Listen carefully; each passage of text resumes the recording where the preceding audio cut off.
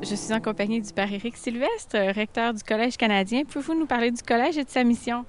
Alors, le Collège canadien a été fondé par les prêtres de Saint-Sulpice en 1888 et nous sommes à Rome depuis ce temps.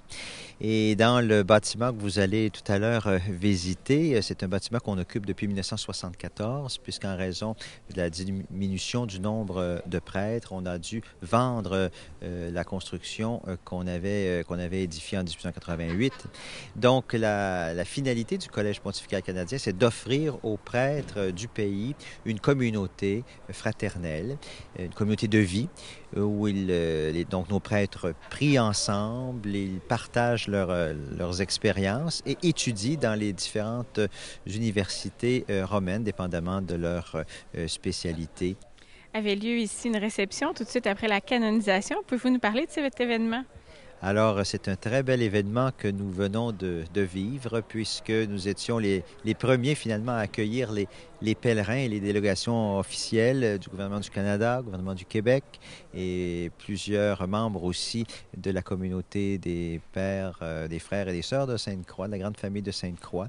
Et donc, on a pu partager avec eux leur grande joie, qui est aussi la nôtre, de voir enfin le frère André, disons, être saint. J'aimerais bien avoir vos échos sur la canonisation, sur l'événement de ce matin.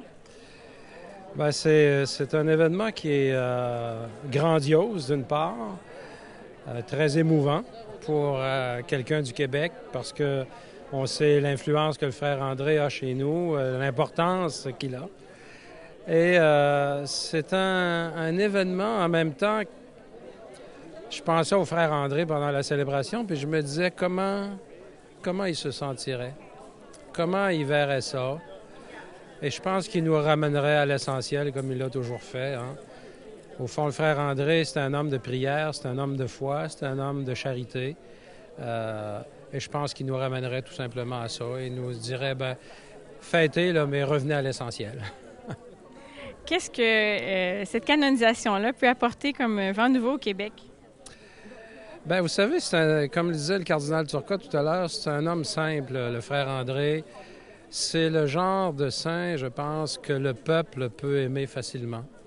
Et là, on en parle beaucoup. Moi, je vous avoue que personnellement, j'ai découvert des aspects de la vie du frère André que je connaissais pas, parce qu'on en a parlé beaucoup. Et j'imagine que ce qui se passe pour moi se passe pour beaucoup de gens actuellement au Québec. Alors, j'ai l'impression que ça peut avoir un certain retentissement. Et comme le frère André insistait beaucoup sur la foi en disant, oui, bien sûr, il arrive des choses merveilleuses, mais c'est pas ça le plus important. Le plus important, c'est de donner notre foi au Seigneur. Les gens vont entendre ce message-là.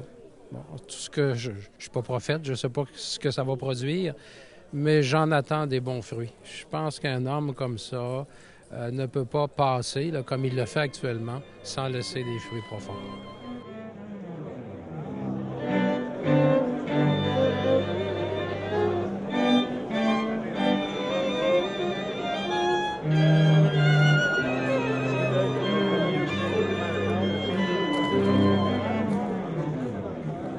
En cet endroit où nous vivons un moment en lien avec l'Église canadienne, je voudrais aussi dire que sans le Québec et le Canada, il n'y aurait pas eu de Frère André. Et sans Frère André, le Québec et le Canada ne seraient pas ce qu'il est aujourd'hui.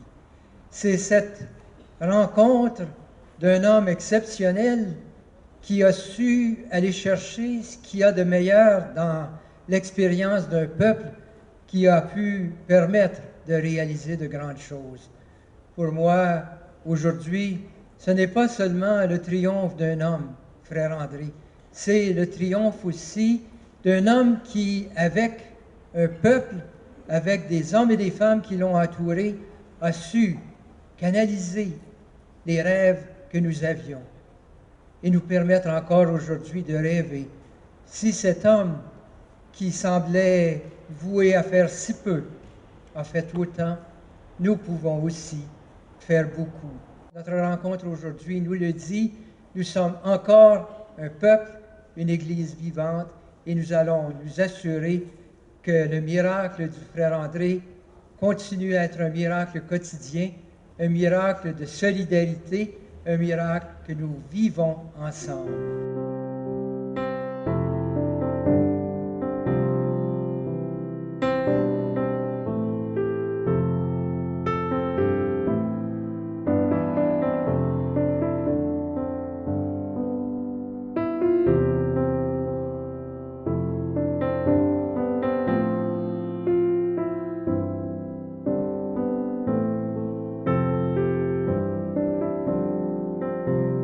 C'était très important pour moi d'être à la célébration. Il y a des liens très, très personnels qui m'unissent d'événements dans ma vie. On n'entrera pas dans les détails.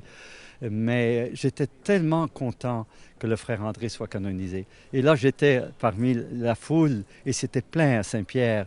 C'est plein de monde. Et on sentait que ça vibrait. Alors, il y avait 6 qui étaient canonisés, mais pour nous, les Québécois d'origine, c'était, ou Canadiens, on peut dire le frère André, c'était l'événement. Et cet homme si simple, qui représente les petites gens, comme on dit, les pauvres parmi les pauvres, les oubliés et tout. Pour moi, c'était l'Évangile que je voyais. C'était comme si Jésus qui le reconnaissait, je laisserai ce que dire. Jésus qui reconnaissait les pauvres, les rejetés de la société de son temps. Et là, l'Église universelle qui reconnaît ce simple frère si modeste, qui n'avait aucune prétention, qui ne voulait surtout pas lui faire des miracles, qui disait qu'il ne faisait rien. C'est Saint Joseph qui faisait. C'est-à-dire par l'intercession de Saint Joseph, Dieu qui était sauveur. Alors d'être là au milieu de cette foule là, et de célébrer notre foi, et c'était quelque chose qui m'a touché très, très profondément. Comme on dit, ça prend aux tripes. Et qu'est-ce que le frère André, sa canonisation, peut apporter à l'Église du Québec, du Canada? Écoutez, je ne peux faire que des souhaits. J'espère que ça nous rapporte, ça nous permet de retrouver nos racines. Nos racines simples, les Canadiens français, je parle en particulier, il y a bien sûr d'autres, les Canadiens français. Et puis cet élément de notre culture qui est la foi simple, la foi modeste, et la foi dans la ligne évangélique. Ça nous invite à nous ressourcer aux valeurs évangéliques les plus simples. La charité, l'accueil, l'attention aux autres, la compassion, c'était les qualités du frère. Et qu'on retrouve que c'est ça la foi chrétienne. C'est pas les grandes célébrations nécessairement, il en faut aussi. C'est pas surtout pas les scandales, on sait. Et qu'on retrouve qu'est-ce que c'est que l'Évangile comme ce qui va nous nourrir dans notre humanité. C'est quelque chose pour nous rendre plus humains.